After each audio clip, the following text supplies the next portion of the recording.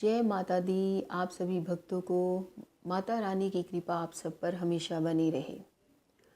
ना शारदीय नवरात्रि का जो चौथा स्वरूप है वो माता कुष्मांडा है। देवी भागवत पुराण के अनुसार माँ दुर्गा का चौथा स्वरूप माँ कुष्मांडा कहलाता है। इन्हें सृष्टि की आदि शक्ति भी माना जाता है। पौराणिक कथा के अनुसार जब सृष्टि का अस्तित्व नहीं था और सब और अंधकार ही अंधकार था, पूरा ब्रह्मांड स्तब्ध था और सन्नाटा ही छाया हुआ था, तब त्रिदेव ने जगत जननी आदि शक्ति माँ दुर्गा से सहायता ली। तब माँ ने अपने कुष्मांडा रूप को प्रकट किया। माँ का जो निवास स्थान था वो सूर्यमंडल के भीतर लोक में था और वहाँ की उष्ण यानी गर्मी और वहाँ निवास कर सकने की जो क्षमता और शक्ति थी केवल माँ में ही निहित थी।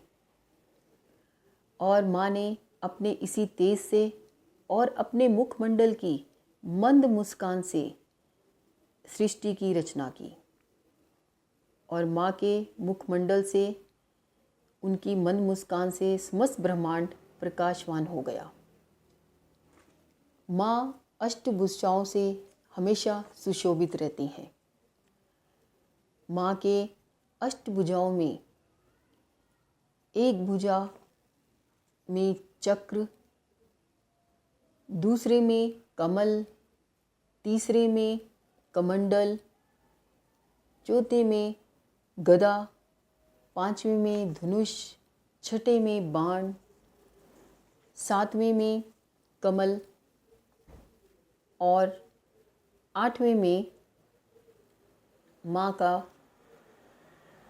जप माला, जो कि सभी सिद्धियों और निधियों देने वाली है, हमेशा माँ के हाथ में सुशोभित रहती हैं। हमें माँ की ये भुजाएं कर्म योगी जीवन जीकर तेज अर्जित करने की प्रेरणा देती हैं और उनकी मधुर मुस्कान हमें कठिन से कठिन कार्य पर चलकर सफलता पाने की प्रेरित करती है।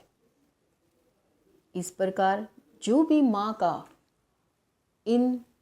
इस दिन चौथे स्वरूप कुष्मांडा की उपासना करता है, उसकी जिंदगी से हर तरह का दुख, भय, शोक सब दूर हो जाते हैं और यश, आयु और बल की प्राप्ति होती है। और इस प्रकार इस दिन माता को आप मालपुए का भोग लगाकर अर्पित करें। श्रद्धा से प्रसाद चढ़ाने से घर में आरोग्य, ऐश्वर्य और उन्नति की प्राप्ति होती है।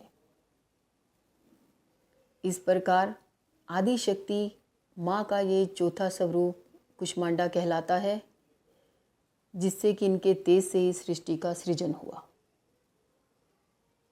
और इस तरह आप माता रानी की उपासना करके अपने जीवन को हर तरह के भय से दूर रख सकते हैं और माता रानी की विशेष कृपा प्राप्त कर सकते हैं।